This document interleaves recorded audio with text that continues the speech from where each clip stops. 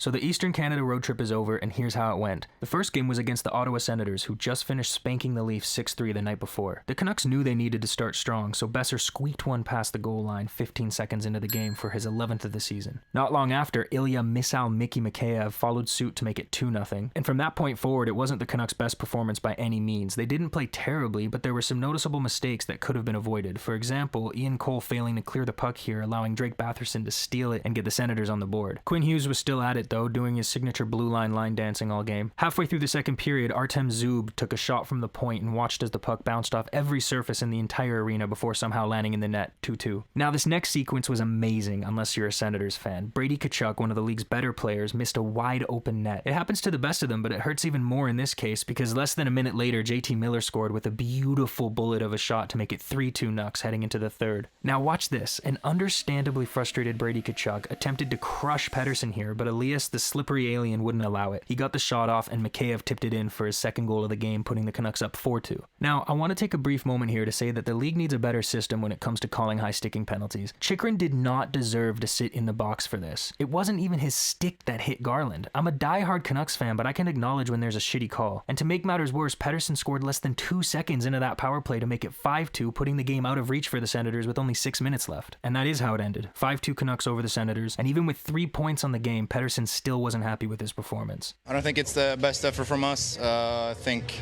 my line, and especially me, I wasn't having my best night, but turning too many pucks overs and just playing a little soft, but happy with a win, found a way to win. Now on to the second game. This was the big one, a Saturday Hockey Night in Canada game against the Toronto Maple Leafs. And we Canucks fans love beating the Leafs, especially in their own arena, and the guys started strong, that's for sure. Dakota Joshua absolutely leveled David Kampf with a clean hit, and for some reason this prompted 40-year-old Mark Giordano to step up and fight him. Props to Giordano here, he won the fight, but he took the instigator penalty, which allowed JT Miller to score on the power play with another absolute bullet of a shot, 1-0 Canucks. Toronto did manage to come back and tie it up by bouncing the puck off every human shin in the Toronto area. But then Ian Cole absolutely laid out Nick Robertson with yet another clean hit, which for some reason inspired Max Domi to step up and fight, but this just led to another instigator penalty against the Leafs and another Canucks power play goal, but this time from Suter. 2-1 Canucks. And that's it. I don't think we really need to talk about how the Leafs were the better team for the rest of the game, scoring 3 more goals and winning 5-2, handing the Canucks their first regulation loss in over 3 weeks.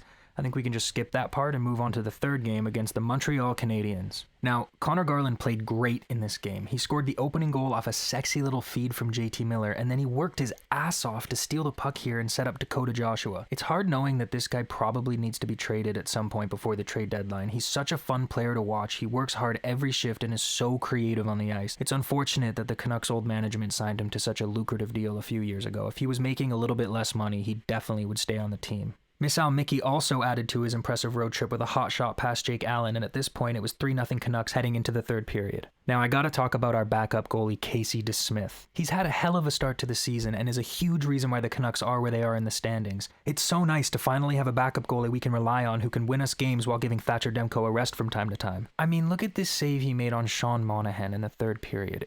Beautiful. And apparently the dude is also an amazing person and an incredible teammate, so we gotta show Casey DeSmith some love here. Anyway, the Canucks went on to win this game 5-2, the same score as every other game on this road trip, making their record 11-3-1, which is good enough to be tied for third place in the entire league. Look, I'm still waiting for this regression everyone seems to be talking about. It's coming from the same people who said the Canucks D-core wasn't good enough heading into the season. I think it's time to admit that you just might not know what you're talking about. I'm not saying that I do, but man, it's like no one wants to factor chemistry into consideration. This team is firing on all cylinders and having fun. There's no stopping them. Just enjoy the ride. Also, last thing, I talked about bad high sticking calls earlier in the video, and I just gotta show you this one. A few days ago, a stick came up and almost hit rookie Adam Fantilli in the face, and he reacted like any sane human would. He was startled. The ref called the penalty, but he knew it didn't hit him, so he told the ref, and they called the penalty off. Should end there, right? But no, the referee called an unsportsmanlike penalty on Fantilli for embellishment.